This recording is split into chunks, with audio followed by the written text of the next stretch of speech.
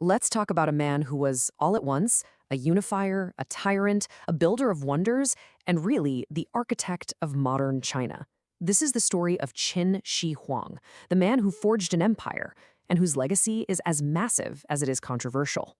So, picture this. For over 250 years, the land we now call China was just a mess, a fractured battleground of 7 warring states. He's the one who walked in and ended all that chaos, forging one single empire from the wreckage of endless war. But conquest wasn't enough for him. He knew he had to forge a single identity, a single culture. So what did he do? He standardized everything. I mean, everything. Writing, money, even weights and measures. He basically laid out the blueprint for China as we know it. And the man was a builder on a scale that is just hard to wrap your head around. We're talking about early versions of the Great Wall and a tomb so gigantic it was guarded by a full-sized army of terracotta soldiers. Just incredible. And that's the big question, isn't it? It's the central mystery. How could a guy who achieved all that, who built an empire that was supposed to last for 10,000 generations, watch it all crumble almost the second he was gone? Well, to understand that, you have to understand the man. His story doesn't start with glory. Oh no, it starts in total chaos. Born as Ying Zheng, he actually spent his first few years as a political hostage in an enemy state. Can you imagine?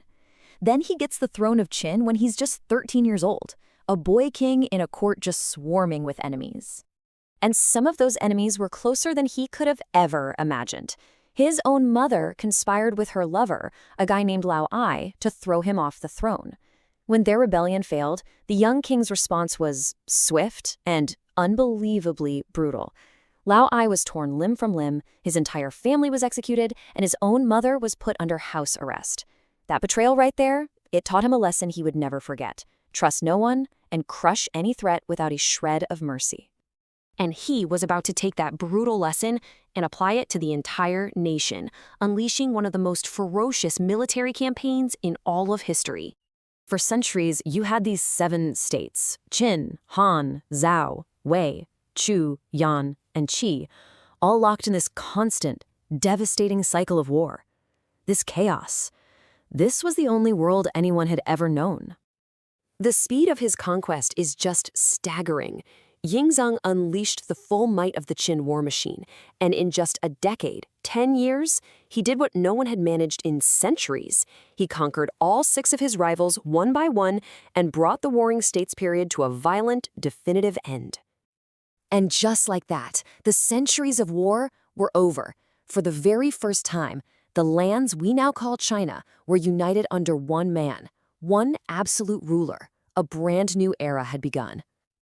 Okay, but winning the war was only half the battle. Now he had to completely remake society from the ground up to make absolutely sure it would never, ever break apart again. First things first, he decided the old title of king just wasn't going to cut it anymore. So he invented a new title for himself, Shi Huangdi, which means first emperor. Now, this wasn't just a name change. This was a statement. He was declaring that he was something brand new, something almost godlike, way above all those petty kings of the past. And this is where you really see his administrative genius kick in, with what we call the Great Standardization. See, to really unite the empire, he had to get rid of all the regional differences. Before him, every state had his own money, its own way of writing. Carts from one state literally wouldn't fit the ruts in the roads of another. He just swept all that chaos away. One coin, one script, one standard road width for the entire empire. Done. But a transformation this radical, well, it wasn't achieved with friendly debate. No, this was enforced with an iron fist, and the price of all this unity was absolute, total conformity. The Warring States period had also been this amazing golden age of philosophy. They called it the 100 schools of thought. Well, the emperor put a stop to that. He banned every single philosophy except one, legalism. And legalism is this cold, pragmatic ideology that basically says people are selfish and have to be controlled with super strict laws and really harsh punishments.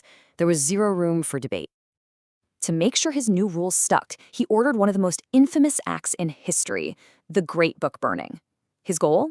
To literally erase the past. See, if nobody could read about the glories of old dynasties, then nobody could use history to criticize him. It was a terrifying attempt to control not just the present, but memory itself. Now, his intolerance for any kind of dissent led to the most notorious charge against him, the story that he buried 460 scholars alive. But is that story actually true? Well, modern historians are pretty skeptical. The thinking is that this story was probably propaganda, cooked up by his enemies in the later Han Dynasty to make sure his reputation was as monstrous as possible. They suggest the victims weren't actually scholars at all, but alchemists who had failed to deliver on a crazy promise they'd made to the emperor, the promise of eternal life. Yeah, because as he got older, the man who had conquered China became obsessed with conquering his own death. His final years were just consumed by this desperate, paranoid search for an elixir of immortality. His end was every bit as dramatic as his life. It started with a prophecy written on a fallen meteor that said, the first emperor will die and his land will be divided. A year later, he was dead, possibly poisoned by the mercury elixirs he was taking to try and live forever. Terrified of an uprising, his top minister, Li Si, hid his death. For 2 months, the emperor's rotting corpse was paraded across China, with the smell disguised by carts of rotting fish, all while Li Si forged an order to make the true heir commit suicide so he could install a puppet on the throne. It's just wild. The plot actually worked, but the dynasty itself was totally doomed. It collapsed into civil war just 3 years after he died. So where does that leave us? How do we even begin to assess the legacy of this man and his tiny 15-year dynasty? Well, the sheer scale of his ambition is maybe most obvious in death.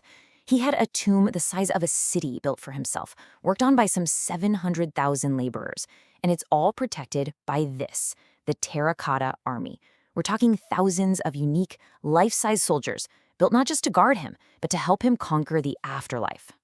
His legacy really is a study in contrasts. On the one hand, you have the map of his unified empire, the administrative foundation that would basically define China for the next 2,000 years. And on the other hand, you have the constant threat of violence that defined his rule, like the famous assassination attempt by Jing Ke, which ultimately consumed his dynasty. So who was he? Was he a visionary founder who dragged China into its future, creating a system that would last for millennia? Or was he a brutal tyrant whose paranoia and obsession with control guaranteed his own dynasty's destruction? When you look at the history he left behind, you start to think the answer might just be both.